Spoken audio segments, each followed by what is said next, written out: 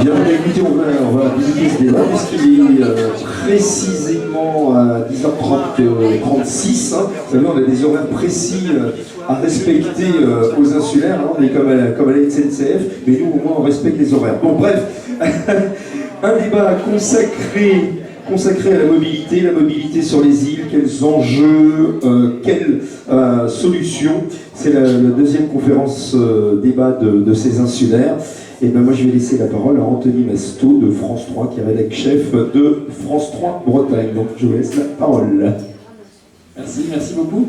Moi je suis très heureux d'être là, je suis très heureux que le partenariat entre France 3 Bretagne et les insulaires me conduise ici sur cette belle île. Ça nous fait sortir un peu des studios rennais et de tout ça, donc je suis très heureux. Il y a une très belle île, monsieur le maire. Et donc très heureux d'animer ce débat donc, consacré au transport et à la mobilité effectivement sur les îles. Avant de commencer, merci beaucoup à Alain Burnet, le maire de l'île d'Aix, qui m'a beaucoup aidé pour préparer ce débat, ainsi qu'à Jean-Benoît Bévin, qui a aussi largement préparé le travail.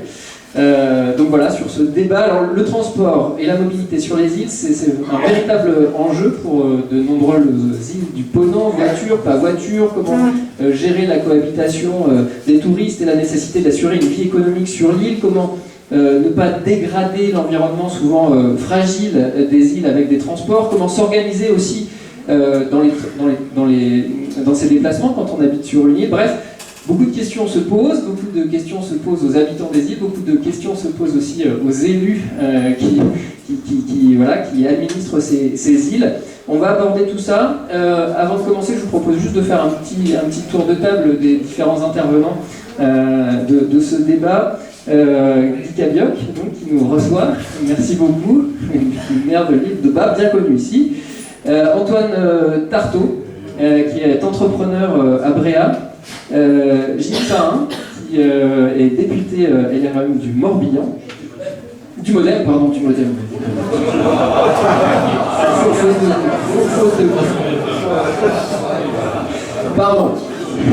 ne le ferai plus. Philippe Le Bérigot, qui est le maire de l'île Moine. Sylvie Groc, adjointe au maire de Dieu. Denis Paluel, le maire de Ouessant. Et Marc Posnick, directeur territorial d'Enedis, Ille-et-Vilaine, et dans le Morbihan. Merci beaucoup à tous d'être là.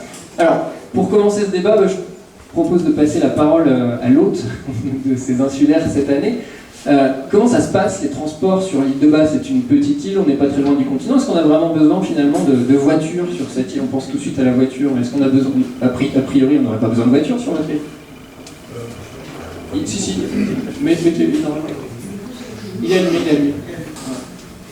Tout d'abord, bonjour à toutes et à tous. Très heureux de vous accueillir sur la Croix. Comment se passent les transports sur les Bas? Alors, déjà, on va parler de Roscoff. Partant de Roscoff, on est vers les Bas. Donc, nous avons aujourd'hui, ce sont des privés, d'une part, 6 vedettes, 6 patrons. Chaque patron est propriétaire de son unité. Ils ont une seule et même compagnie, donc ils s'associent. Ils se sont associés là, dernièrement, le 1er janvier de 2018. Auparavant, c'était 3 compagnies, 2 bateaux par compagnie. Là, c'est une seule et même aujourd'hui. Entre l'île de Bas et Roscoff, il n'y a pas de DSP. L'une des rares îles, à part quelques îles du Morbihan, à ma connaissance, les îles Ouessant, l'île de ça, c'est via la Pénarvet, DSP. Il y a aussi la compagnie Océane dans les îles Morbihanaises. Mais nous, pas de DSP. Nous avons un bon service. À savoir que nous avons minimum 8 rotations par jour.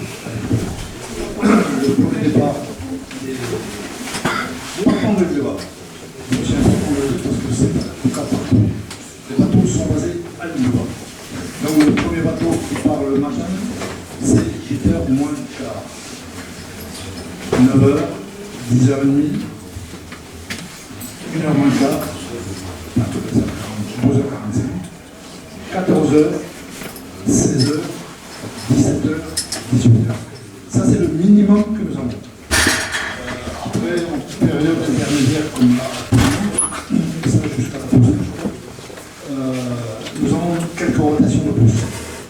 Donc, on peut dire qu'on est bien desservi au niveau maritime. Il y en a qui me demandent de avoir les bateaux plus tard pour le matin. Ok, on peut discuter beaucoup là-dessus. Donc, ça, c'est pour les bateaux. Et après, sur l'île, comment ça se passe sur votre île? Justement, donc ça, sur l'île de il y a une vingtaine d'exploitations agricoles, donc énormément de tracteurs, parce que là maintenant c'est comme ça, et je ne sais pas ce qu'on peut faire d'autre. Tous les tracteurs ne circulent pas en même temps, mais les agriculteurs ont un certain nombre de tracteurs. Et j'ai vu qu'on surnommait l'île, même parfois l'île aux tracteurs. Et il y a même un garagiste pour les tracteurs, je crois, sur cette île. c'est pas tout à fait faux, parce que c'est un tracteur et une machine. Donc on change de machine, on change de tracteur. Bon, pour autant, il y a qu'un seul tracteur qui roule. Concernant les voitures, ah oui, il y en a trop. Ah oui, eh oui. Le maire de Velay, je ne sais pas s'il est là présent, les représentants de là. Bon, bah, ils ont eu l'occasion, ça fait un certain temps, voulu interdire des voitures sur la Bréa. Il y a eu un procès au tribunal administratif de Rennes, et le maire de Velay a été debout. On en reparlera tout à l'heure de cette législative. Ok, il y a trop de voitures. Nous avons essayé, avec la région Bretagne, de faire en sorte qu'au minimum sur l'embarcadère, donc les montants là-bas, on puisse ne pas avoir de qui reste le week-end. On comprend que les gens, les entreprises qui gardent leur voiture là-bas, dans la semaine, mais on essaie de faire en sorte que le week-end ne soit pas là. On a proposé des solutions, mais pas très facile à mettre en place. À savoir qu'on a les terrains, côté des établissements communaux, on est content de les mettre à disposition, et on les met à disposition des entreprises pour qui peuvent faire la voiture. Alors maintenant, concernant les voitures, proprement dit, pour circuler dans le débat. Oui, il y en a trop. Alors, moi, je constate une chose, c'est que je suis né à l'île de Loire. J'ai 71 ans. Donc j'ai vu l'évolution des choses. Quand les gens, je ne peux pas parler de résidence secondaire parce que ce serait un peu les dénigrer, je ne veux pas ça. Quand ils viennent en vacances sur le Loire, ils sont tous contre les voitures. Tous contre les voitures. Par contre, quand ils possèdent après une maison sur le Loire, ils ont tous un bobo quelque part. Soit au pied, soit au dos, ils ont tous un bobo. Il me faut une voiture. Les rues de Loire ne sont pas touchées pour une grande circulation de voitures. On en a trop. Moi, j'ai pas la solution. Bon, je pourrais réglementer la circulation. J'exagère et je peux pousser le bouchon à l'extrême. À savoir, j'autorise les voitures de 10h le soir à 6h le matin. Ça, c'est l'extrême. Bon, ok. Mais après. Quand on nous dit nous, alors je pousse le bouchon un peu plus loin, quand on nous dit qu'on est officier pour les judiciaires, ok, qu'on peut faire ceci, qu'on peut faire cela. Mais avec quel moyen? Moi, ça fait 24 ans que je suis maire, 42 ans que je suis à la mairie, je n'ai jamais mis un PV, je peux faire la souche. Qu'est-ce que je peux faire? On a beau dire, venez faire les contrôles. Il y a beaucoup de bagnoles, et puis ça ne me gêne pas de le dire même en public. Combien de bagnoles ne sont pas réglementaires, qui n'ont pas passé contrôle de... Tu vois, c'est quelque chose de technique. Parce que pour le contrôle technique, il faut repasser sur le continent du véhicule. Pour le contrôle technique, la SRL, parce que j'ai parlé des passagers, mais on a aussi une compagnie qui fait uniquement que les marchandises avec ce que nous on appelle la barge, mais c'est un grand chaland qui fait les marchandises. Ils ont un prix spécial, ils font un prix spécial pour que les voitures aillent sur le continent en contrôle. Ce qui n'est pas le cas de mon collègue qui a plus d'embêtement que moi. Mais on sait très bien que les voitures sont pas là. Et alors, les flics, l'agent Henri, ils vont quoi? Et moi, je n'ai pas le pouvoir de le faire. Nos pouvoirs sont extrêmement limités au niveau de notre vie. Donc, des voitures, oui, on en a trop, mais je n'ai pas de solution pour les toutes les heures. Alors les voitures sur les petites îles, effectivement, sur les grandes aussi, on en reparlera tout à l'heure, mais sur les petites îles, c'est une vraie question, c'est une vraie problématique. Ça vous concerne aussi, vous, Louis de Bérigot, sur votre petite île. Expliquez-nous un peu comment ça se passe, notamment l'été. C'est le bordel. Bonjour à tous. Sur l'île aux Moines. Oui, effectivement, on est au Festival des Insulaires et tout ce qui nous rassemble est bien plus important que ce qui nous singularise. Pour autant, c'est vrai que le problème des transports, il est forcément posé un peu différemment entre chacune des îles. Nous avons des surfaces qui peuvent être similaires, l'île de Bar, l'île de Moine, nous avons la même bréade, nous avons la même taille, etc. Pour autant, nous avons des réalités géographiques qui sont très différentes. Sur les 315 hectares de l'île de Moine, nous avons 6,5 km de route, de distance entre le nord et le sud. Hier, je discutais avec les Groisillons qui ont refait les routes. Ils ont refait 24 km. À l'île de Moine, nous avons 20 km 400 de route. Les routes, on les a héritées, nous ne sommes pas des aménageurs, nous héritons d'un passé. Et effectivement, si ici, tes routes, mon ami, sont des avenues, à côté de chez nous, il n'en demeure pas moins qu'elles sont des avenues, parce que tu as eu des charrettes avant les tracteurs, et qu'on avait besoin. Sur nous, sur les petites îles, je ne parle pas de ça, mais on n'avait pas de véhicule, on n'avait pas besoin de ça. Donc l'habitat est très groupé et les routes sont très étroites. Donc aujourd'hui, il y a effectivement des conflits d'usage inévitables entre les habitants permanents, les voitures, les camions, les tracteurs, chez nous c'est pas très important, mais les véhicules de travaux, les vélos en nombre considérable, et puis les piétons en nombre considérable. Alors c'est effectivement un très très gros problème sur la circulation sur les îles. Et il faut prendre plusieurs facteurs en compte.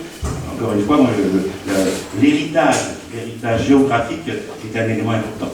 Moi je crois que pour autant, il peut y avoir des pistes à creuser. Et en particulier, le premier, me semble-t-il, c'est le transport collectif. Moi aussi, je suis né sur mon île, 5 ans de moins que toi. J'ai connu 2 triporteurs, 2 camions sur l'île. Et on faisait. Et ça marchait. Aujourd'hui, tout un chacun comme toi, toute personne qui est estime qu'il faut qu'il ait une voiture. Il y a un rapport des Français au véhicule qui est... mais je vois que les Français, je peux englober Saint-Pierre-Miquelon parce qu'il nous le disait hier après-midi, qui est problématique. Donc je crois qu'il faut qu'on arrive à améliorer le service collectif des transports pour que les gens puissent se dire ça vaut pas le coup que j'achète une voiture. Mais quand vous avez une course, quand vous avez besoin du camion de l'estafette pour aller à tel ou tel point d'île, ça te coûte 5 fois le billet de bus. Comment les gens ne peuvent-ils pas être amenés à penser que acheter une vieille Strakel, une vieille voiture qui ne coûtera rien, ça me coûtera beaucoup moins cher que d'utiliser une collectif. Donc moi je crois qu'il faut qu'on améliore sur les îles. Ensuite il faut que l'on essaye de changer le rapport des gens à la voiture. Quand on a une voiture, est-ce nécessaire qu'on en soit le seul propriétaire? Est-ce que l'on ne peut pas s'arranger? Est-ce que l'on ne peut pas faire du covoiturage? Est-ce qu'on ne peut pas partager donc, la propriété du véhicule? Ça coûtera beaucoup moins cher. Et si on va plus loin, si on fait un investissement et on se dit qu'on va participer donc, à l'équilibre environnemental, pourquoi ne pas prendre une voiture propre et pourquoi ne pas partager le coût exorbitant aujourd'hui d'une location de batterie, Si on est 4 à utiliser une batterie, ça nous coûtera moins cher que d'acheter le jerrycan que l'on va mettre dans sa cave ou dans son abri de jardin. Alors est-ce que sur ces questions, les mentalités évoluent? Vous parliez d'autopartage là à l'instant. Est-ce que c'est une idée qui fait son chemin par exemple? Est-ce que sur vos îles, on commence à se dire peut-être que oui, on peut avoir une voiture pour 4 et puis se la partager quand on en a besoin? Moi je crois qu'on n'y est pas encore prêt. On n'y est pas encore prêt. Mais ce sont des... J'aime bien cette image-là. C'est un puzzle tout ça. Il faut accepter que telle pièce qui n'a pas de sens aujourd'hui puisse effectivement être essentielle pour demain. Donc la priorité, en tout cas celle que je me donne, c'est de faire en sorte qu'il y ait un service rendu à la population qui soit efficace. Et quand ce service-là est rendu, on peut avancer vite. Alors ça, c'est la problématique sur les petites îles, on va dire comme ça. Il y a des îles plus grandes, je pense à l'île Dieu notamment, où là, effectivement, voilà, c'est une île où il y a beaucoup de voitures. Comment vous faites face à tout ça, notamment en période estivale? Ça doit être quelque chose qui est une vraie problématique sur votre île. C'est un grand problème parce que on a beaucoup de voitures, on n'arrive pas à chiffrer. Il y a évidemment les îlets qui ont leurs voitures, on peut penser que c'est normal, mais maintenant les résidences secondaires ont 1, 2, 3 voitures par maison. Donc il y a énormément de voitures, plus des voitures de location qui arrivent au mois de juin et qui repartent au mois de septembre. Donc il y a beaucoup trop de voitures. En plus des voitures, il y a des milliers de vélos. C'est pareil, on n'arrive pas à compter, mais il y a déjà les locations, il y a plus de 4000 vélos, je crois. Et plus les vélos personnels, il y a plusieurs vélos dans chaque maison. Donc il y a un problème de partage de la circulation qui est très très compliqué. Alors on va voir après quelles sont les solutions éventuelles. On en reparlera un petit peu plus loin dans la suite de ce débat. On s'est dit que pour limiter les voitures, et ça limite peut-être un petit peu les voitures, mais c'est quand même une goutte d'eau dans l'océan, on a fait un transport public avec des petits bus qui sillonnent l'île, et voilà. Alors, tous ces transports sur les îles, Philippe Roderigo employait un mot tout à l'heure, il vous parlait de conflit d'usage. Effectivement, ça crée parfois des tensions aussi sur les îles, entre les élus, entre les habitants eux-mêmes. Vous savez de quoi il en retourne sur l'île de Bréa. Antoine Carteau, vous êtes entrepreneur. Et vous vous retrouvez au milieu de ces conflits-là, c'est-à-dire que on vient vous embêter un peu, parce que vous travaillez, parce que vous êtes là, parce que vous avez besoin de décharger des choses sur l'île, et voilà, ça bouscule, ça bouchonne, ça fait du bruit, ça embête les gens finalement, et on vient vous embêter sur ces questions-là. Alors absolument, moi je suis donc entrepreneur sur l'île de Bréa, donc j'organise le trafic maritime entre le continent et l'île de Bréa pour principalement les produits frais, c'est-à-dire tout ce qui est alimentaire. Et on a pris une décision il y a quelques années maintenant, il y a 4 ans, avec la mairie de Bréa, dans un concours de circonstances qu'il a fallu qu'on réorganise le trafic maritime entre le continent et Bréa. Et on a installé, en fait, par souci justement de sécurité et d'amélioration du service, on a installé donc notre système portuaire dans une grève à proximité du village, c'est-à-dire vraiment au plus près du bourg, dans la grève de l'église. On est à 200 mètres à peine, en fait, de points de livraison finale qui sont des commerçants de Bréa. Et en fait, voilà, il y a l'année dernière, donc il n'y a pas si longtemps que ça, enfin même pas cette année, on a été cité à comparaître en correctionnel au tribunal de Saint-Brieuc avec le maire de Bréa. Donc nous sommes tous les deux là, le 10 octobre prochain, attaqués par 4 riverains qui trouvent que... Alors je rappelle que les riverains sont des résidences secondaires, donc sont là que quelques semaines par an, pour certains à peine 3 semaines.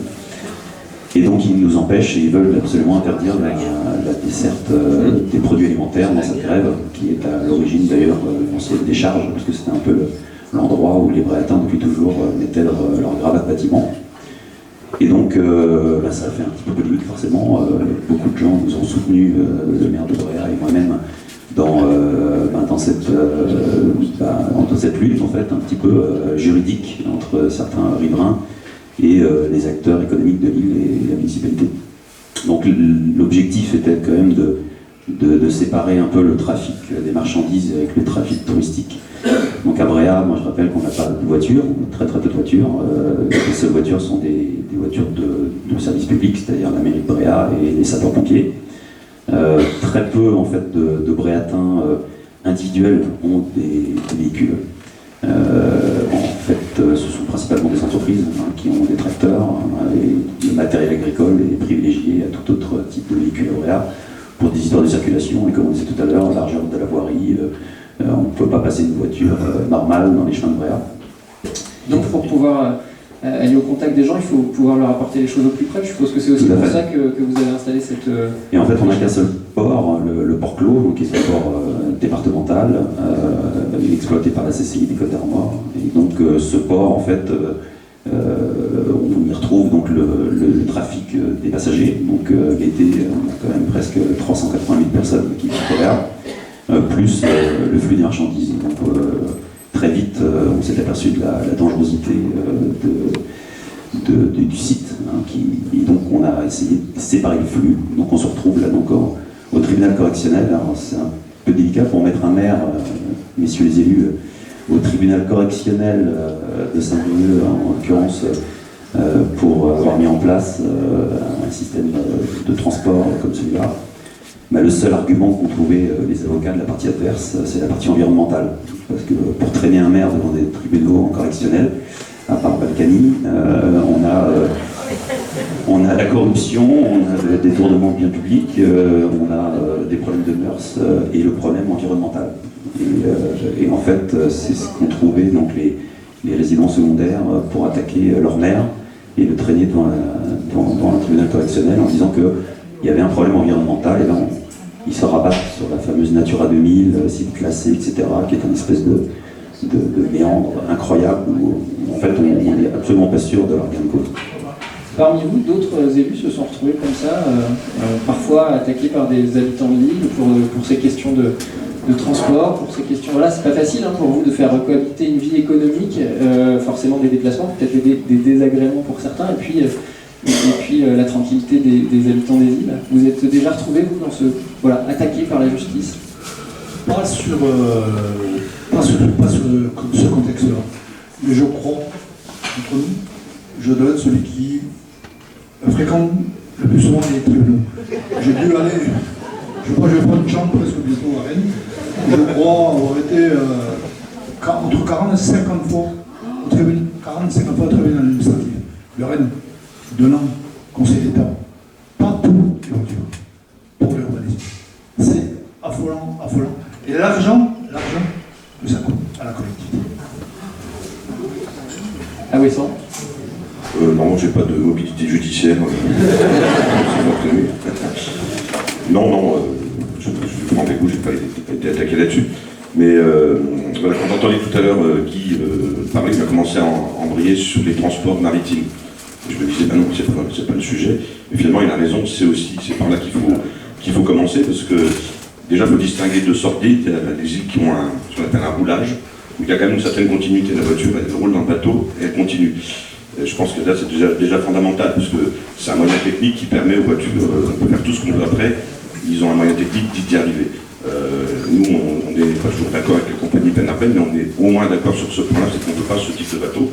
Après, je comprends très bien, attendez, habitude au Bédil, que ce soit au Vagois, que ce soit comme ça, mais déjà, je pense que c'est fondamental. Après, la mobilité sur les îles, il faut penser aussi que la mobilité, c'est la liberté. À Ouessant, évidemment, il y a des gens qui arrivent là, comme tu as dit très justement, Guy, des touristes qui arrivent, qui disent, oh, mais il y a trop de bagnoles ici, c'est pas normal, et dès qu'ils ont une maison secondaire, ils ont une ou deux voitures. Au départ, les gens d'Ouessant, c'est la mobilité, c'est la liberté. Déjà, ils se sont enfermés sur leur île toute l'année. Le fait d'avoir une voiture, voilà. Il y a plein de gens qui n'ont pas de voiture, l'île est divisée entre le nord et le sud, qui ne vont jamais au nord, qui ne vont jamais au sud. Donc, ça, je peux vous dire, les quartiers n'y vont jamais. Donc c'est aussi, voilà, c'est la liberté sur l'île. Il y a des gens qui vont tous les dimanches, la petite balade dominicale à la pointe de Berne en voiture. Et ça, je pense qu'il faut en avoir conscience que c'est normal. Alors après, effectivement, parfois, on est confronté à l'afflux de voitures à une certaine saison par les résidents secondaires, parce que personne ne peut emmener sa voiture. Alors vous parliez de problèmes juridiques, nous on a, enfin c'est pas moi qui l'ai fait, ça fait très longtemps. Pour envoyer une voiture sur Ouessant, il faut rester au moins 2 mois. Bon, c'est attaquable, hein. Il y a n'importe qui dénonce ça au tribunal administratif, on perd. On a un accord avec la compagnie, ça marche très bien, sauf pour les personnes handicapées, ils m'appellent et ça se passe très bien. Mais on voit que ça a aussi ses limites parce que les voitures, ça continue d'augmenter. Et on est un peu démunis contre ça parce qu'il y a eu des évolutions juridiques, on en parlera, mais un maire ne peut pas prendre une interdiction générale Donc il faut qu'on trouve des solutions et c'est pas évident parce qu'il y a une sorte de ville comme dit mon collègue Denis Lemoine, par exemple, faire du transport public à essence, c'est compliqué parce qu'on a des privés. C'est leur gagne-pain depuis très longtemps. Donc on va arriver là, la commune, bah non, on va mettre une ligne de bus, ouais, mais après on vient nous voir à juste titre. Donc voilà, mais par contre, je pense que c'est vraiment le moment aujourd'hui de réfléchir à responsabiliser les gens plus que d'interdire. Et il y a peut-être des outils à mettre en place. Je sais pas, inciter les gens, même financièrement, à acheter des vélos électriques ou des vélos, moyennant une voiture qui est ramenée. Enfin, je pense qu'il y a plein de solutions. Voilà. Alors les solutions, on en parlera dans la dernière partie de ce débat. Vous parliez de l'aspect, vous disiez que vous n'aviez pas d'outils finalement pour interdire, vous n'aviez pas vraiment d'outils législatifs. Alors les choses évoluent un peu dans le cadre de la mobilité, notamment parce que voilà, les députés travaillent sur la question, notamment vous, Jimmy Perrin, et là, depuis peu, les maires des îles vont avoir des outils pour pouvoir limiter un peu la circulation des véhicules sur les îles. Expliquez-nous un peu ce projet de loi, cet amendement. Bonjour à tous, donc je suis M. Pain, député de la deuxième circonscription du Morbihan, c'est-à-dire Vélil, Ouat et Dic, et je ne parle pas des îles de l'Ariadépel. Donc vraiment c'était un merveilleux coin. Et puis quand je suis allé à l'Assemblée Générale des îles du Ponant au mois de février dernier à Vélil, les deux Denis Paluel et Denis Brodin m'ont dit à Jimmy, donc il y a quelque chose qu'on n'arrive pas à faire, c'est effectivement avoir le pouvoir de police du maire sur la circulation dans les îles. Et puis je leur ai dit, bah, tiens, il y a peut-être un moment législatif qui arrive, qui est la loi d'orientation sur les mobilités. Et donc avec Denis Brodin, on a travaillé à la rédaction, enfin il a travaillé à la rédaction d'un amendement que moi j'ai présenté au moment de ce travail d'amendement en commission. Et puis c'est un amendement, je vais vous le dire parce qu'il n'est pas très long, qui dit que après l'alinéa 3 de l'article L 2213-4 du Code général des collectivités territoriales, insérer un alinéa ainsi rédigé. Ouvrez la guillemets. C'est la partie la plus sexy de écoutez, c'est comme ça, et même moi je m'y suis mis, donc vous savez, on peut vraiment s'y mettre. Dans les îles monocommunales, virgule, l'interdiction mentionnée au premier alinéa peut couvrir l'ensemble du territoire de la commune. Point. Exposer des motifs, alors voilà, donc c'est ce qu'on a rajouté, et ce qui veut dire que ce présent amendement vise à apporter une sécurité juridique aux îles des îles monocommunales qui souhaitent réglementer strictement la circulation sur leur territoire. Des îles ont en effet le choix, et on en a parlé, d'interdire tout véhicule particulier ou stopper l'augmentation du nombre de ces véhicules pour des raisons liées à leur petite taille et à la protection de leur paysage et de leur biodiversité. Les élus s'appuient pour cela sur l'article L 2213-4 du Code général des transports qui permet d'interdire sur certaines voies ou certains secteurs de leur territoire ces véhicules. L'amendement propose de les autoriser explicitement à l'interdire sur l'ensemble du territoire. Donc maintenant, les maires qui avaient le droit de police sur certaines parties de l'île l'ont sur la totalité. Donc je pense que c'est un amendement, merci Denis de l'avoir porté, c'est un amendement qui a été vraiment voté à l'unanimité. Tout le monde s'est dit, oh, quel beau projet, quelle bonne idée. Moi, quand je l'ai voté, quand je l'ai porté, vous savez, je croyais que c'était pour l'île aux Moines, pour Edic, et je salue le maire d'Edic qui est là, M. Cifolo, pour les petites îles. Et puis finalement, non. C'est pour toutes les îles du Ponant, sauf Belle-Île. Puisque Belle-Île a 4 communes et c'est tout, c'est ça, 4 communes. Donc voilà. Alors maintenant, moi, je me passionne aussi un petit peu pour toutes les histoires de circulation, de transport. Alors, qu'est-ce qu'on peut proposer? Alors, on a d'autres outils maintenant qui sont arrivés dans cette loi LOM, par exemple, cette loi d'orientation sur les mobilités, parce que c'est un arrêté que vous pouvez mettre en place depuis mercredi matin, parce qu'on l'a voté mardi dernier, cette loi LOM. Parce qu'on l'a voté mardi dernier, donc quand une loi est votée en séance, elle est applicable tout de suite, je crois. Hein, donc il y a d'autres choses que j'aimerais bien sur lesquelles on travaille. Sur la loi LOM, on a beaucoup travaillé sur la loi LOM, c'est il y a le décret d'application d'abord. Hein? Il y a le décret d'application après. Oui. Donc elle n'est pas applicable tout de suite. Bon. Alors il y a des choses sur lesquelles on travaille sur la loi LOM qui sont les voies partagées. Qui sont les voies partagées, ça j'y crois beaucoup. Aux voies à la fois vélo et à la fois voiture, avec de chaque côté de la voie peut-être plus de place pour les vélos qu'il y avait avant.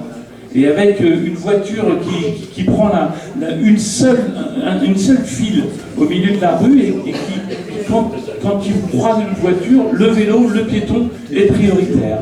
Et je crois que ça ne peut se faire que sur les chemins communaux, parce que les chemins départementaux et les chemins nationaux, ben, ça correspond, c'est peut-être pas vraiment pour les îles, mais ça ne veut pas se faire. Et puis je crois aussi beaucoup aux voitures propres.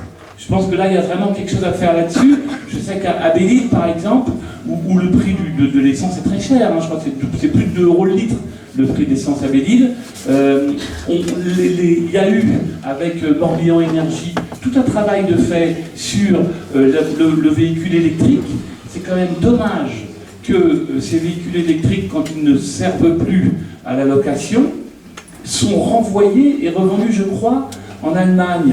On devrait essayer de faire l'effort pour que les Bellilois puissent peut-être garder ces véhicules. Ça veut dire des prises peut-être plus fréquentes, ça veut dire toutes ces choses-là. Et puis, vous l'avez dit, hein, monsieur le maire, on a aussi une loi qui arrive, sur laquelle on va peut-être pouvoir travailler, qui est le projet de loi anti-gaspillage et économie circulaire, sur lequel il y a un volet important dans ce projet de loi, qui est l'économie de la fonctionnalité, l'économie du partage, l'économie... Et ça, c'est sûr que sur les véhicules, on a vraiment quelque chose à faire.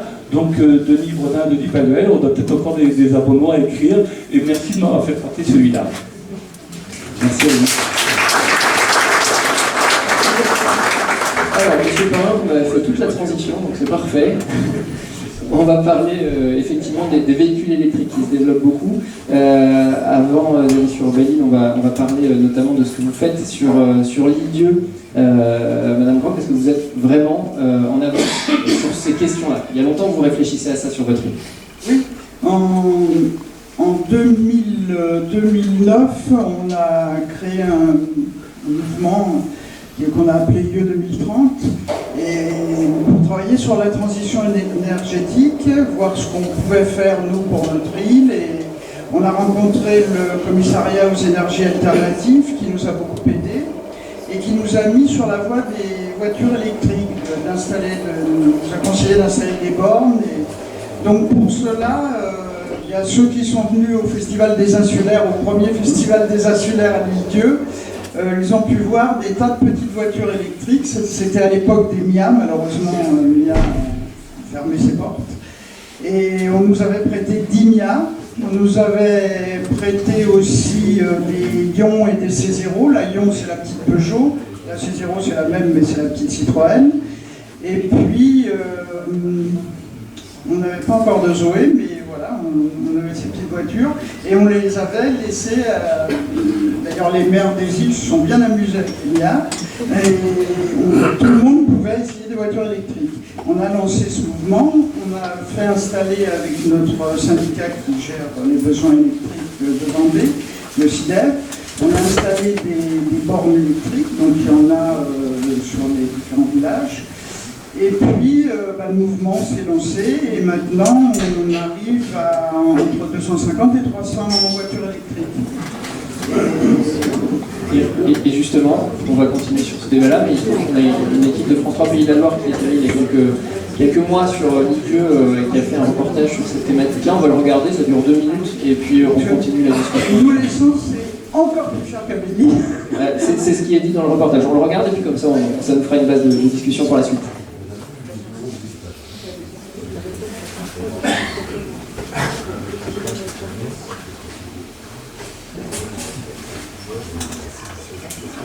L'île-Dieu, l'une des communes françaises où le prix du carburant est le plus élevé.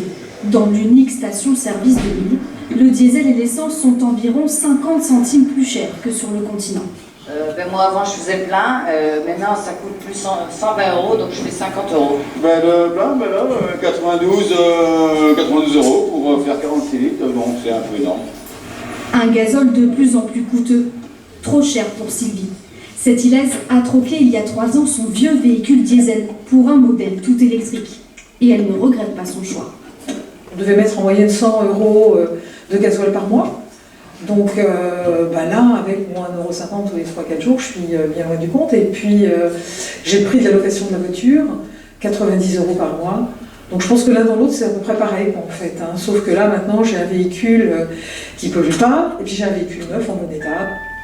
D'ordinaire citadine, la voiture électrique de Sylvie s'adapte bien à l'Île-Dieu. 24 km² de superficie, les trajets sont donc courts. Moi j'ai une autonomie avec la voiture d'environ 120 km. Comme mon trajet journalier, en moyenne, je fais 30 km par jour, donc j'ai aucun problème d'autonomie, je recharge chez moi, et c'est peu coûteux et c'est très pratique. Des véhicules électriques, Michael en vend de plus en plus depuis 4 ans. Alors qu'en France, moins de 2% des ventes concernent l'électrique, ici pour le concessionnaire, la part est bien plus élevée. Par rapport à des ventes, c'est à peu près 40%, plus ou moins. Le produit évolue, il plaît, il est facile d'utilisation. Et le coût du carburant, à l'heure actuelle, fait réfléchir les gens sérieusement. Le coût de l'achat d'une voiture électrique reste élevé, comptez environ 28 000 € pour un modèle neuf, mais le prix peut baisser grâce aux primes à la casse et aux bonus écologiques.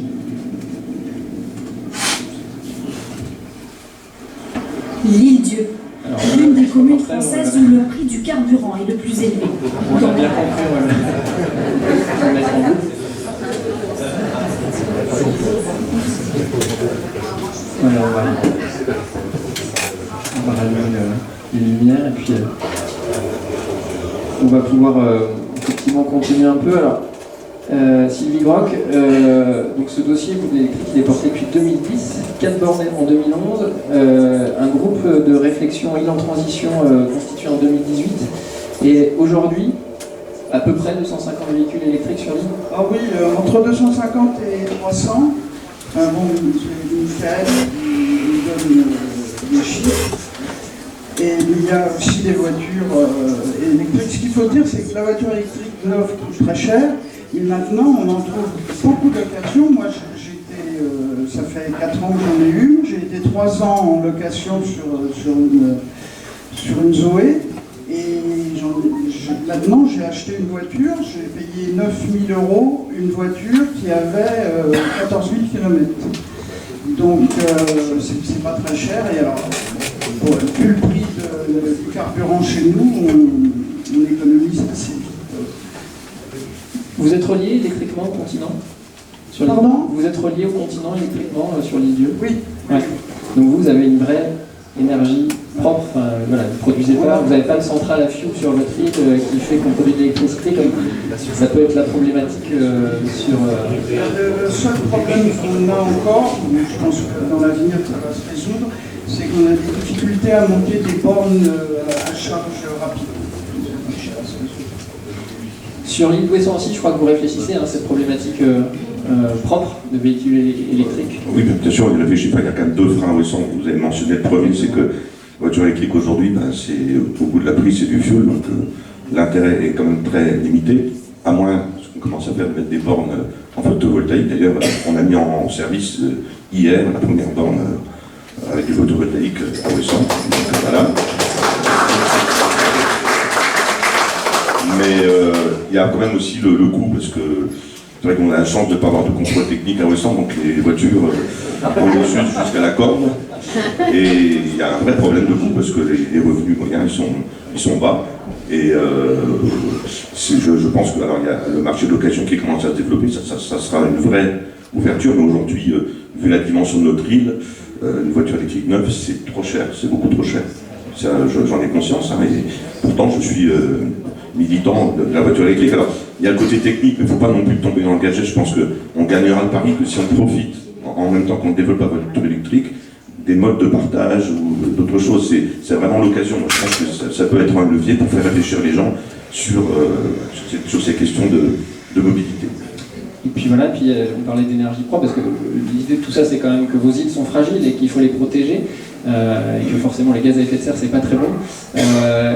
Alors vous êtes relié par le continent avec l'électricité, tout va bien. Sur Ouessant, c'est pas le cas, il y a une centrale au fioul. Ça veut dire que pour l'instant, si on met une flotte de voitures électriques, finalement, elles vont être... c'est comme si on mettait du gasoil dans les voitures électriques, quoi. Oui, en même temps, on travaille énergiquement, c'est le cas de le dire, pour faire diminuer la part du fioul, parce qu'on a quand même un grand projet qui devrait nous amener 2021-2022 arriver à 60%, 70% d'énergie renouvelable sur l'île. Donc voilà, tout fonctionne en même temps, il ne faut pas être trop pressé, mais il y a un objectif qui est clair.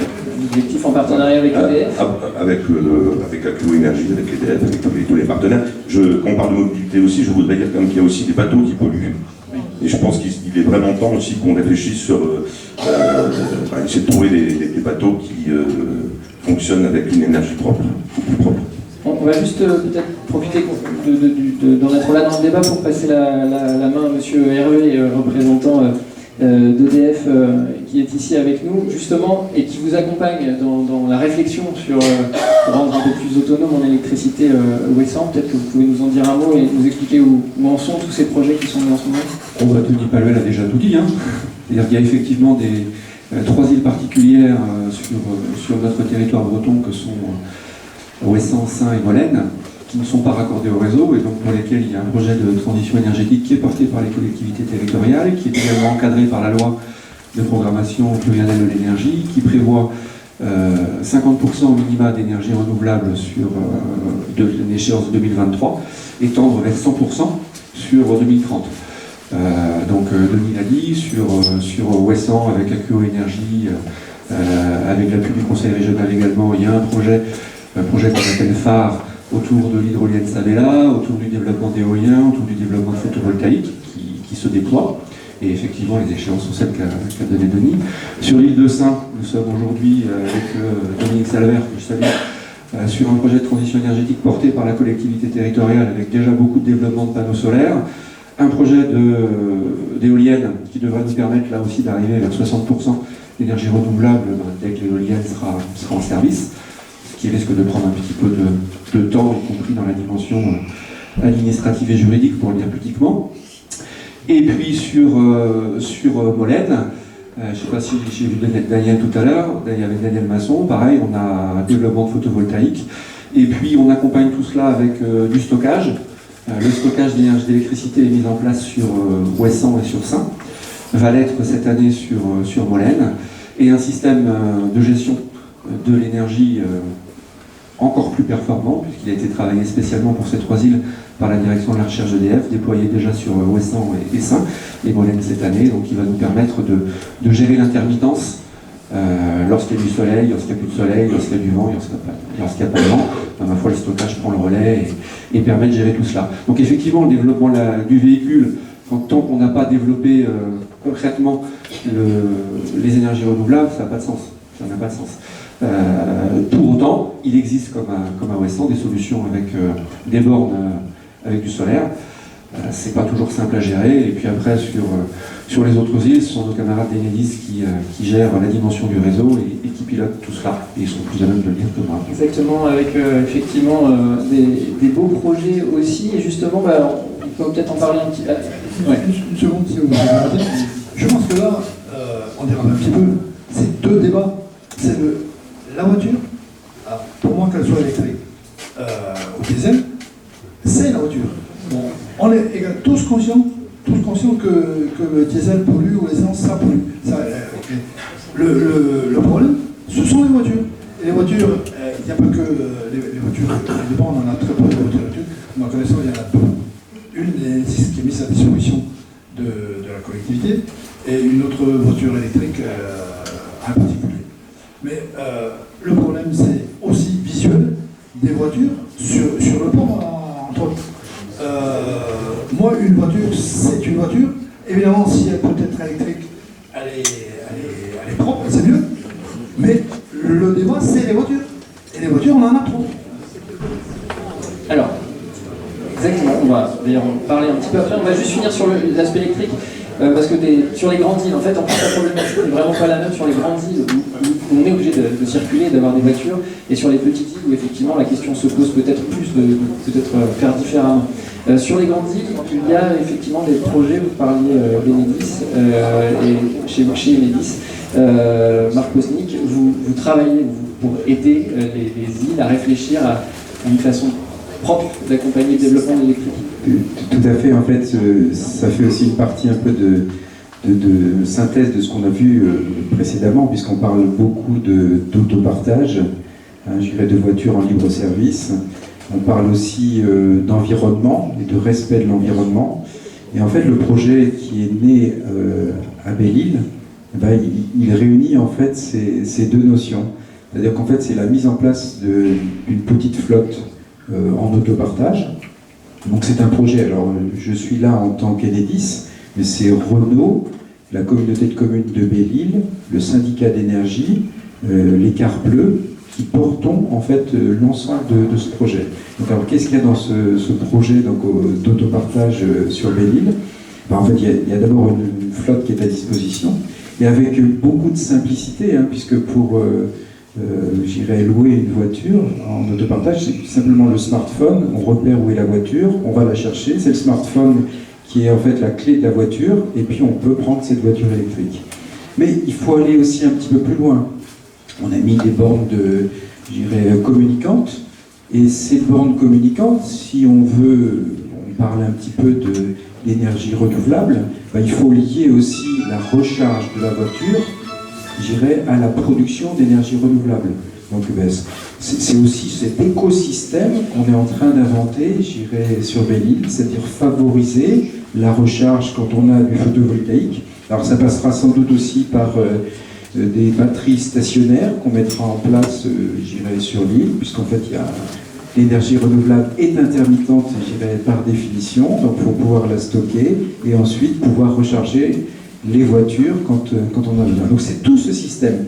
Alors ce qui est d'autant plus intéressant et que j'aime beaucoup sur Belle-Île, c'est que le paradoxe, donc on fait cette expérimentation parce que c'est sur une île et ça préfigure les îlots urbains. Donc c'est là aussi où les îles vont aider sans doute, le continent, parce que l'expérimentation qu'on fait, Renault, les partenaires, donc comme Enedis, eh bien, ils utiliseront les résultats de ce qui a été vécu sur Belle-Île, sans doute, pour se projeter dans l'avenir. Parce que 3 chiffres, je rappelle simplement que 35% des gaz à émissions à effet de serre, c'est le transport, alors, au sens large. Donc on a un vrai enjeu commun. Et puis, derrière, si on regarde par rapport au réseau, à horizon 2022, on a parlé de la loi de l'homme, l'ambition du gouvernement, c'est 1 million de véhicules. Aujourd'hui, on a 200 000 véhicules sur le territoire. Donc il y a un véritable enjeu, et il y a un enjeu de recharge intelligente, sur l'ensemble des territoires, donc à mettre en place. Bon, écoutez, on a balayé pas mal de choses. Moi, j'aimerais bien aussi qu'on donne un peu la parole aux étudiants, parce qu'on les a aussi un peu mis en cause. Alors, je ne sais pas s'il y a des gens qui ont des questions dans la salle, et notamment sur le transport. Nécessité de la voiture, pas nécessité de la voiture, est-ce qu'on peut faire autrement? Est-ce qu'il faut les interdire? Est-ce que vous avez des questions à poser?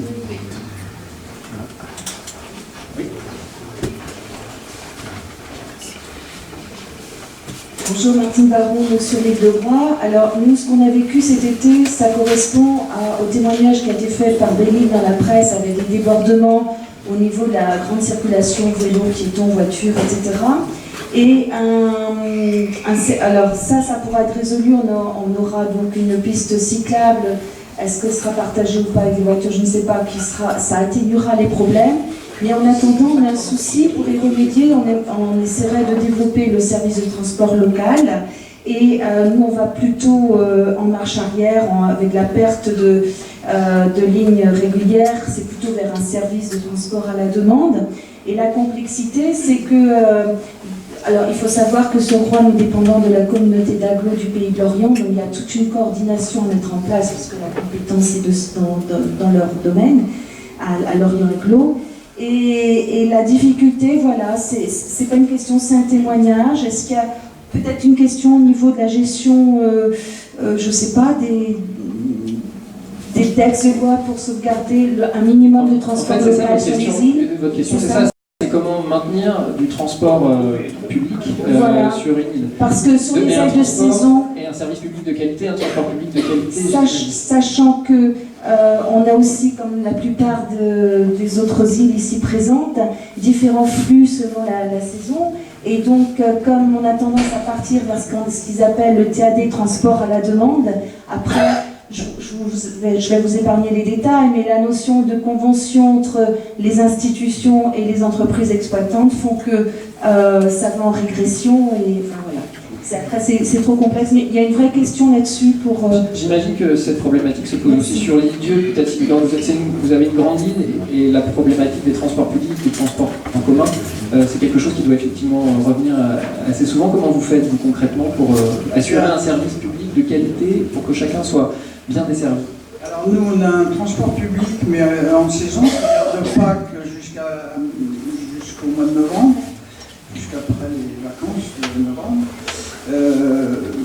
Bon, le reste du temps, on n'a pas de transport public, parce que c'est vrai que les gens ont des voitures et puis des vélos, et maintenant beaucoup de vélos électriques, donc des personnes âgées qui hésitaient, maintenant laissent la voiture et pour le vélo électrique, donc ça c'est intéressant. Et le transport public, ben, on avait le transport en DSP, et puis ça nous coûtait trop cher parce qu'on avait changé la flotte, on avait des vieux véhicules, donc on l'a repris en régie. Alors bien sûr ça coûte cher, c'est très déficitaire, mais enfin quand on voit les petits bus passer plein de monde, on se dit que ça évite quand même quelques voitures et beaucoup de vélos. Mais s'il y a une vraie problématique pour vous. Mais c'est une vraie problématique, oui. C'est compliqué, mais ce que disait Martine aussi, c'est qu'on a vraiment des vélos. Alors sur la route, on trouve les vélos, on trouve beaucoup de voitures, on trouve les bus, les cars de tourisme, enfin les cars de tourisme, on n'a pas 36, mais quand même. Maintenant, on trouve aussi les joggers, alors qu'il y a plein de chemins, je ne comprends pas pourquoi les gens courent sur la route. Et je voulais dire aussi que pour l'énergie, on est en expérimentation, mais on a monté une centrale hydrogène, une station hydrogène, et la mairie a acheté 3 véhicules à hydrogène, et c'est pas mal du tout. Est-ce que vous allez vous servir, vous, sur une île plus grande, de l'amendement qui a été...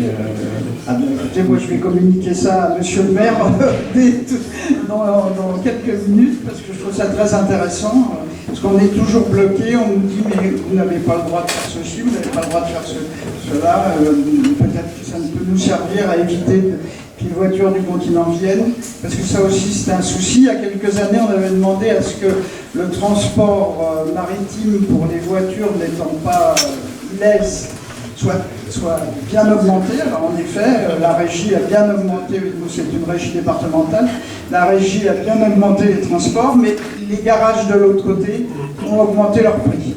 Donc c'est revenu au même et les voitures passent toujours, parce que les gens ont quand même des moyens, une résidence moderne, quand même quelques moyens.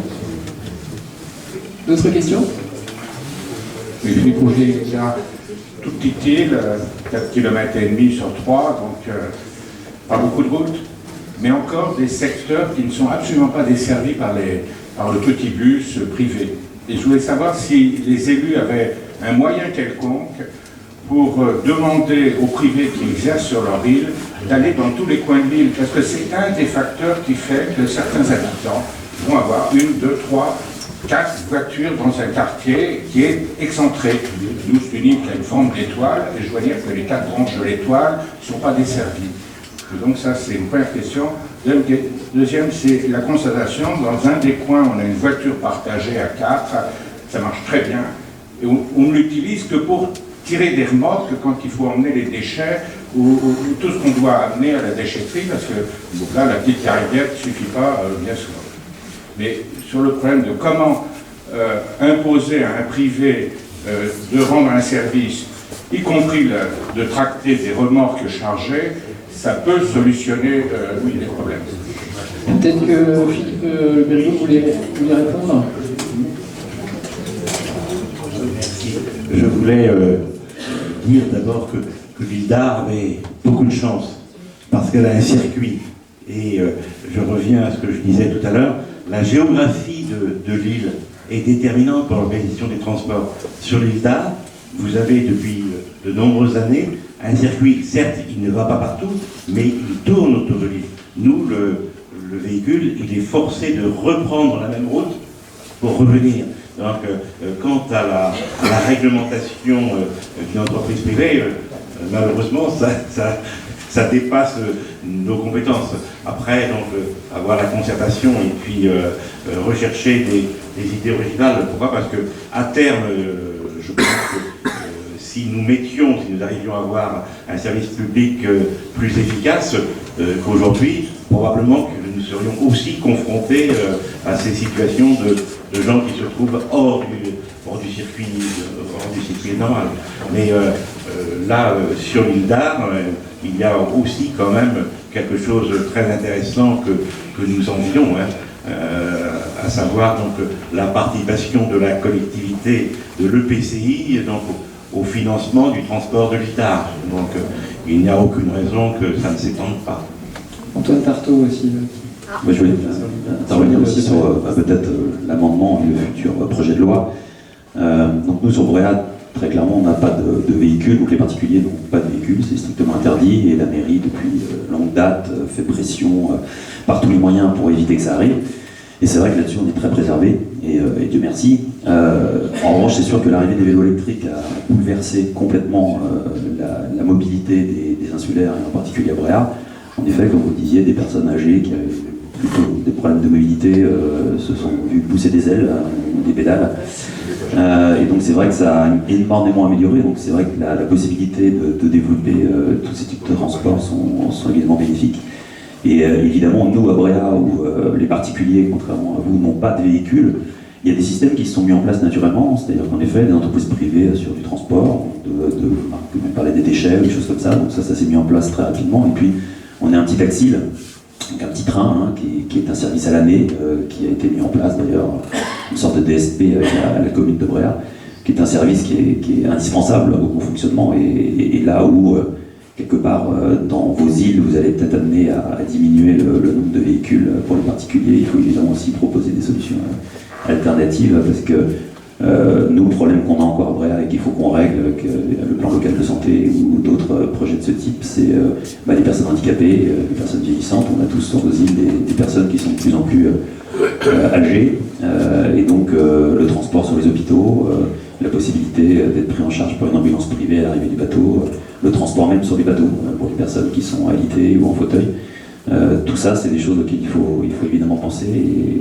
Et peut-être que pour l'instant, là où certains services sont déjà existants sur des moyens polluants, il faut peut-être imaginer les îles de demain.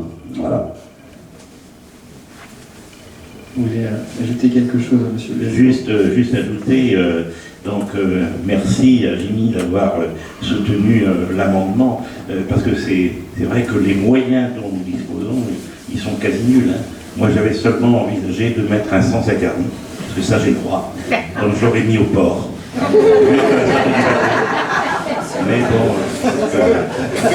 et là, Denis l'a rappelé, c'est vrai que la liberté de circulation à laquelle chacun de nous tient, pour qu'elle s'exerce, il va bien quand même falloir que nous acceptions qu'il y ait des règles. Alors là, le législateur doit nous aider et doit nous donner les moyens.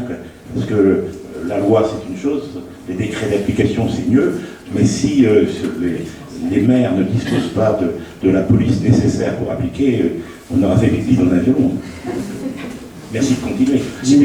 Oui, et juste un point dont on a aussi beaucoup parlé, les vélos. C'est extraordinaire le vélo, c'est très tendance, etc. Oui, mais les vélos, c'est aussi très accidentogène. Nous avons sur l'île des centaines, pour ne pas dire des milliers de vélos, et en particulier des vélos qui sont loués à la journée. Tu as su faire du vélo, donc tu sais faire du vélo.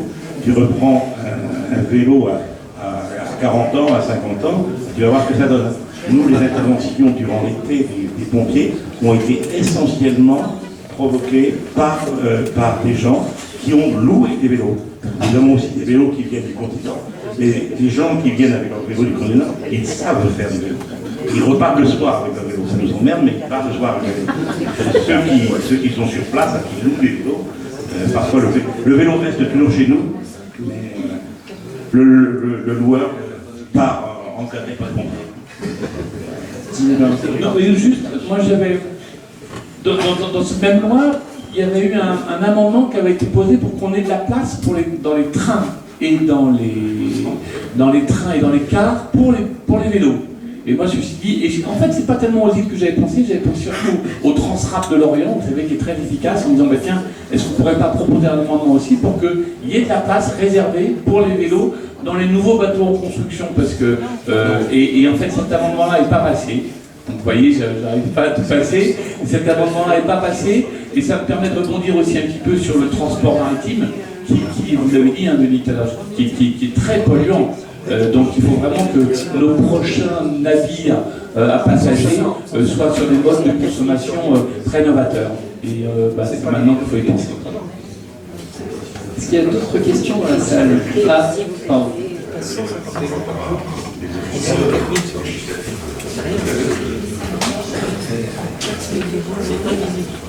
Et je remercie d'avoir porté cet amendement. Ceci dit, cet amendement va surtout servir à sécuriser les interdictions qui existent déjà dans les petites îles. Je pense à Molène où mon camarade n'est pas là. Je l'ai dit hier soir.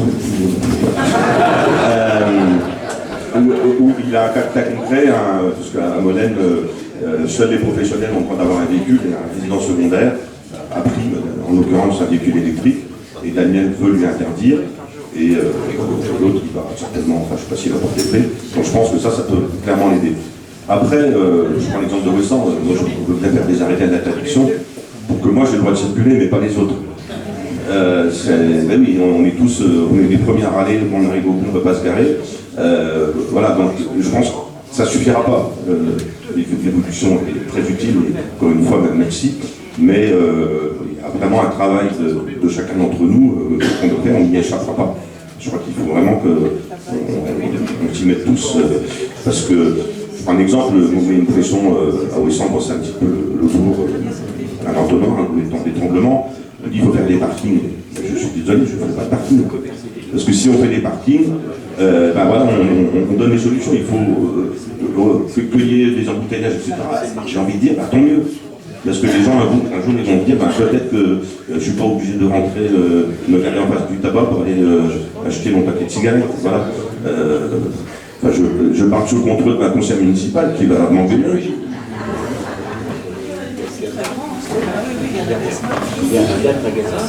Bonjour, Madame Berthelot, Ouessant. Nous avons un seul sens interdit à Ouessant et systématiquement tous les vélos prennent le sens interdit. On a beau leur dire, on entend des mots d'oiseaux, on se fait insulter parce qu'on ose leur interdire de remonter la côte du Bourg. Et ça, c'est insupportable. Et un jour, j'étais à la pointe de Perne, j'ai vu des gens prendre le chemin côtier à vélo. Je leur ai dit, messieurs, dames, il va arriver un moment où ce sera des rochers, vous ne pourrez pas rouler. Mais vous savez, on sait très bien ce qu'on fait, madame. Donc, je me suis tue, puis voilà, je les laisse faire. Mais on a des accidents réguliers par des gens qui roulent à vélo et qui ne savent pas forcément pédaler. Voilà, c'est tout ce que je voulais dire. Il y a une question au fond de la salle, je crois, puis après, on va la rediscuter. Alors, Anne Raison de l'île de Bar. Donc, quand je suis arrivée en retard, donc j'ai peut-être loupé, je suis désolée. Et j'ai posé la question, là, en fait, vous parlez d'un amendement, mais il n'est pas encore voté. Et je crois qu'il ne faudrait pas. Il est voté? Il est voté. Et donc, les décrets d'approbation ne sont pas encore. Moi, je trouve que, si vous voulez, le sujet des voitures sur les îles, c'est un sujet dont on entend parler depuis trop d'années. Donc on a trop attendu, il y avait toute la possibilité de réglementer la circulation des véhicules à moteur sur les îles. Et là, je le dis, il est plus que temps, en tout cas pour l'île de Bar. Je me demande jusqu'où on n'est pas arrivé à un point de non-retour. Il faut absolument, aujourd'hui, c'est un problème des plus anciens, et ça n'a cessé de s'accélérer. Sur l'île de Bar, aujourd'hui, en hiver, j'ai dénombré le nombre de véhicules à moteur. Il y a plus de véhicules à moteur que d'habitants. Donc, oui, si, j'ai compté, j'ai la liste. Hein, voilà. Donc, quand on mute, ce sont les voitures, les tracteurs, les scooters, les quads. Je ne donnerai pas ce chiffre à la légère. Voilà, donc je dis, il est plus que temps d'entamer un débat et les maires ont parfaitement aujourd'hui la possibilité de réglementer dans le cadre de leur pouvoir de police. Mais je pense que l'idée, sécurité, salubrité, tranquillité. Donc des grandes villes l'ont fait, et peut-être que la solidarité de faire les choses ensemble, là je pense que ça peut aider effectivement de se soutenir les différentes îles. Sur Bréa, on voit bien qu'effectivement ils arrivent à tenir le truc. Voilà, c'est juste que la solidarité entre les îles pour réussir à faire face. Et effectivement, les lois, elles évoluent. Et c'est aussi aux collectivités de les faire évoluer. On en a vu d'autres qui ont bien évolué. Voilà, merci. Jimmy Perrin, votre amendement, il va me servir. Il est posé. Oui, moi j'avais juste une petite remarque à faire parce qu'il me semble que dans la loi énergie qu'on a votée, là, on a voté un volet important de contrat de transition énergétique, c'est ça, et donc qui va vers les îles de Molène. Est-ce que là-dedans il y a quelque chose de spécifique pour la circulation des véhicules?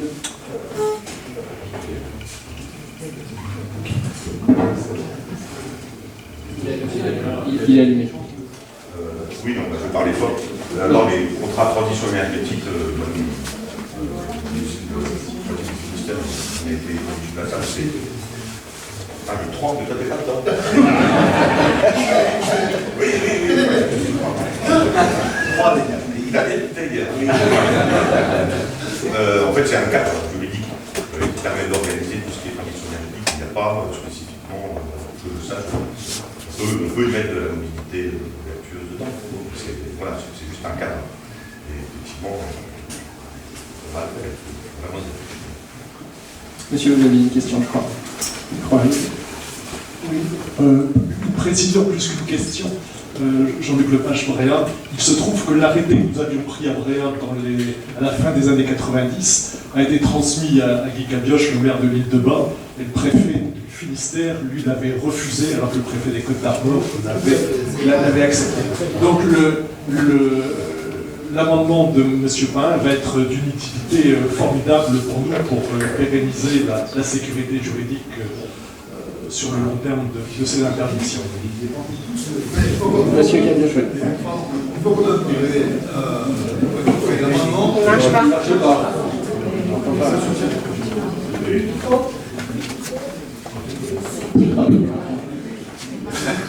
Je suis tout à fait d'accord avec l'amendement de M. le député. Ok. Mais je veux bien. Tout ce qu'on veut. Mais mettre ça en application. Bonjour les dégâts. Bonjour les dégâts. Parce que au mois de mars l'année prochaine, ça ne me dérange pas de le dire. Au mois de mars l'année prochaine, les élections. D'ici les élections du mois de mars l'année prochaine, je vois pas grand candidat à mettre en application cette affaire-là. Parce que, non. Mais même après. Je dis que là-dedans, depuis qu'on a ouvert ces débats-là, pour moi, il y a deux débats. Le débat des voitures et le débat de la pollution. Là, on met beaucoup l'accent sur l'électricité, les voitures électriques et tout ça. Mais moi, une voiture, c'est une voiture. Il y en a trop. Elle me dit, non, je suis entièrement d'accord avec elle. Pour une fois, c'est pas souvent. Il y a beaucoup trop de voitures. Mais excusez-moi, mettez ça, votre amendement en application. Bonjour les dégâts. Parce qu'on peut dire tout ce qu'on veut. Et je l'ai dit là tout à l'heure, je suis revenu, que nos pouvoirs de police, on n'a pas grand-chose. Parce que moi, je peux vous dire que la gendarmerie, elle fait son boulot, ok. Mais moi, je vois à peu près les gendarmes 2 à 3 fois par an. Guère plus. Alors, moi, en 24 ans, je n'ai pas mis à télé. Je peux le pouvoir le mettre d'ailleurs, parce que je sais pas. Alors, l'amendement, ok, mais l'application de l'amendement, c'est tout à fait autre chose. Courage. Alors, moi j'ai une question un peu naïve peut-être, mais il y a des lois comme la loi littorale par exemple qui sont très dures en termes de construction, en termes de protection du littoral. Pourquoi est-ce qu'on n'arrive pas à faire des lois aussi dures pour limiter le nombre de véhicules sur les îles, avec des quotas par exemple, avec, je sais pas, un véhicule par famille qui habite sur l'île. Enfin, voilà, pourquoi est-ce qu'on n'arrive pas à faire des lois comme ça qui pourraient s'appliquer à toutes les îles? C'est un peu une question naïve, mais pourquoi est-ce qu'on n'en est pas là? Je vous pose la question, monsieur. D'abord, je crois qu'il y a la loi naturelle un petit peu, qui est le nombre de véhicules qui peuvent arriver par les bateaux. Parce que les îles non roulantes, c'est eux qui décident un petit peu du nombre de véhicules qu'il peut y avoir sur leurs îles ou pas. Et puis, vous l'avez dit, hein, monsieur le maire, c'est vrai que c'est un choix de vie sur les îles. Je pense qu'il faut privilégier d'abord les insulaires. Ça leur coûte 60 € je crois, aux Pays-Lois quand même, hein, de transporter leurs véhicules. C'est quand même, ça coûte très cher. Autant le piéton, ça coûte non. Autant le piéton, c'est 5 € je crois. Quand on est Pays-Lois, autant le véhicule, c'est quand même très cher. Donc ça fait vraiment réfléchir. Et puis, c'est vrai que c'est peut-être quelque chose à mettre dans un programme pour les prochaines élections municipales, maintenant que l'amendement est fait. Moi, je pense qu'il y a quand même un vrai travail à faire, c'est sur je ne fais pas d'ostracisme, mais sur les résidences secondaires. Parce qu'on parle de quoi la circulation, je prends un exemple de l'essence, c'est 2-3 mois dans l'année où c'est compliqué. Le reste du temps, très franchement, il n'y a pas de souci. On voit des résidences secondaires qui ont 1, 2, voire plus de voitures. Alors c'est sûr, c'est bien d'être encadré dans mes RI, c'est super. Mais je pense qu'on peut vraiment travailler avec eux, et leur dire que voilà, ils sont là quelques semaines, souvent dans l'année. Il faut les aider, on ne peut pas juste leur dire, mais je pense qu'il y a un travail à faire. Voilà. J'ai juste une intervention. C'est clair qu'on revenait sur la petite anecdote pour la gendarmerie. On a eu un contrôle, nous, de la gendarmerie la semaine dernière avec des lunettes qui nous ont mis des amendes parce qu'il y a un arrêté municipal sur l'île de Bréhat qui interdit la circulation à plus de 12 km/h. Et un de mes salariés s'est fait avoir à 14. Un peu compliqué, mais un PV quand même de 90 €. 14 km/h. Mais pour revenir là-dessus, sur des mesures qui peuvent être impopulaires, le maire de Bréhat, il y a quelques années, a décidé d'interdire la circulation à tous les véhicules dans le centre-ville, donc dans le bourg. Il a même fait monter des barrières sur ce qui a fait un tollé, hein, évidemment, très clairement. Beaucoup de personnes de Bréhat ne comprenaient pas cette démarche. Et donc depuis, le bourg de Bréhat, du 1er juillet au 31 août, et y compris certains jours fériés, est complètement interdit à la circulation, tout type de véhicules, y compris aux livraisons. Donc de 10h du matin à 18h. Ce qui a complètement transformé notre centre-ville et qui est devenu un endroit super agréable pendant tout l'été. Donc il y a des fois des mesures très impopulaires qu'il faut passer un peu en force, même si il y a des levées de boucliers, mais je pense que c'est aussi pour le bienfait de tout le monde. Monsieur ? Bonjour, Monsieur Dolan, moi je suis résident à Molèque, je ne suis pas élu, je n'ai pas demandé. Je voudrais simplement rebondir sur ce que Denis a dit tout à l'heure. Je voudrais attirer l'attention des élus sur le fait qu'aujourd'hui, effectivement, il y a un accord pour que les voitures ne passent pas via la Pénarvelle sur l'île de Molène s'il n'y a pas un accord de la mairie. Ce qu'on a vécu, et c'est l'exemple que Denis a donné tout à l'heure, c'est qu'un résidence secondaire a fait passer une voiturette de golf. Et là, j'attire votre attention, parce qu'il faut être prudent, ce sont des véhicules électriques, en pièces détachées dans un conteneur, la remonter dans son sous-sol et l'utilise sur l'île. Alors aujourd'hui, le maire lui fait pression, il ne l'utilise pas, mais je pense qu'il faut être prudent à ne pas voir les îles envahies par des voiturettes de golf, qui sont des véhicules électriques.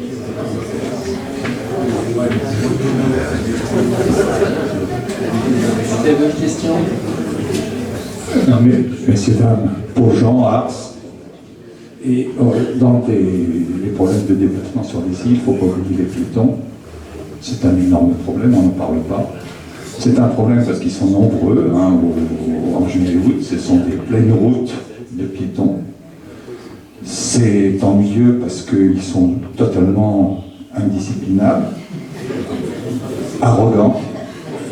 On ne peut pas, je rejoins ce que vous disiez, madame, c'est-à-dire que dès que vous dites quelque chose, ils sont immédiatement 10 autour de vous. Et nous, on a eu plusieurs exemples de conseillers municipaux. Je pense à un premier adjoint chez nous qui était en train de faire une tournée avec 2 gendarmes sur un châssis fixe, de façon à ce que les vélos ne prennent pas un chemin côtier en réflexion.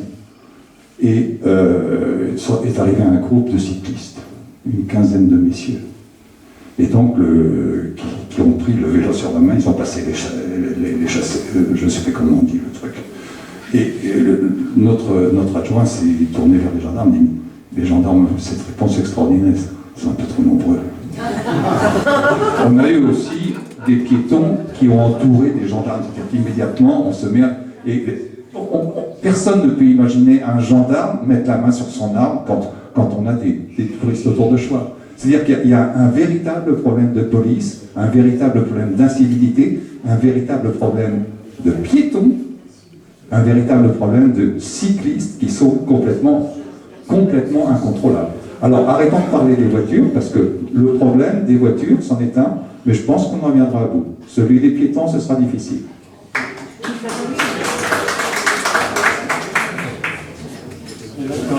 Avant tout, un problème de concentration de beaucoup de monde sur un petit espace, en fait, ce qui fait que les incivilités se multiplient.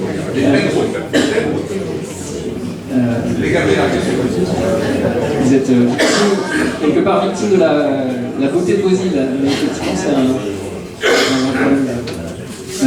Dans le même ordre d'idée, parce que c'est une question que je me pose depuis longtemps. Donc moi je suis de Granville, donc sur la commune de Granville, il y a le Chausey. Donc là il y a essentiellement des piétons. Et moi je me suis toujours demandé jusqu'à combien on pouvait faire de navettes entre Granville et les îles Chausey l'été. Et est-ce qu'à un moment donné on ne peut pas dire là on ralentit. Je me suis toujours demandé qui réglait cette affaire-là et qui décidait du nombre de navettes ou du nombre de personnes. Parce qu'effectivement Chausey l'été c'est aussi un peu délire. Une réponse peut-être. Je pense que si vous mettez prêt, il est. Ça dépend des situations. Quand c'est des délégations de service public, c'est fixé dans la délégation de service public. Si c'est des privés, j'ai envie de dire, ils font ce qu'ils veulent. Voilà. Après, les situations peuvent être très différentes selon les îles aussi. Il y a des îles où il y a peut-être trop de bateaux. Il y en a d'autres qui n'ont pas assez. Voilà. Merci. Alors après, je crois qu'il faut effectivement, faut pas mélanger, comme on le disait, la fréquentation touristique, il faut savoir ce qu'on veut, on n'en veut pas. Mais bon, sur le bateau, peut-être des exemples, des équipes qui trouvent qu'elles en font trop. Bon, je pense que ça peut se résoudre aussi. Enfin, je ne sais pas si c'est dit au moins de 5 minutes. Qu'est-ce que tu peux faire concrètement? Allez, ce sera la dernière réponse, il est 11h52, je pense qu'on va clore le débat sur cette réponse, je vous laisse la parole, monsieur. Je rebondis sur ta question et sur ce que tu as qualifié d'ostracisme qu'on pouvait témoigner vis-à-vis des secondaires. Donc je crois qu'il faut aussi savoir que nous avons tous une chance extraordinaire et de vivre là où on vit. Donc, et cette chance, moi je fais partie de ceux qui se disent on a un peu le devoir aussi de la partager. C'est difficile, hein. On a les mêmes, hein.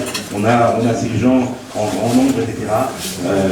Pour autant, ça va durer 2 mois, ça va nous permettre de vivre toute l'année. Alors,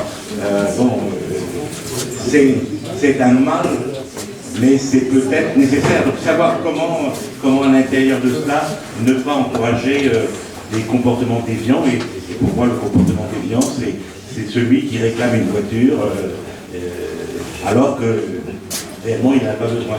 Je pense que notre rôle est plus important, mais très difficile. Denis l'a dit à plusieurs reprises, c'est de la pédagogie, c'est de faire en sorte qu'ensemble on puisse se dire qu'est-ce qui est tolérable et qu'est-ce qui n'est plus tolérable. Un grand travail.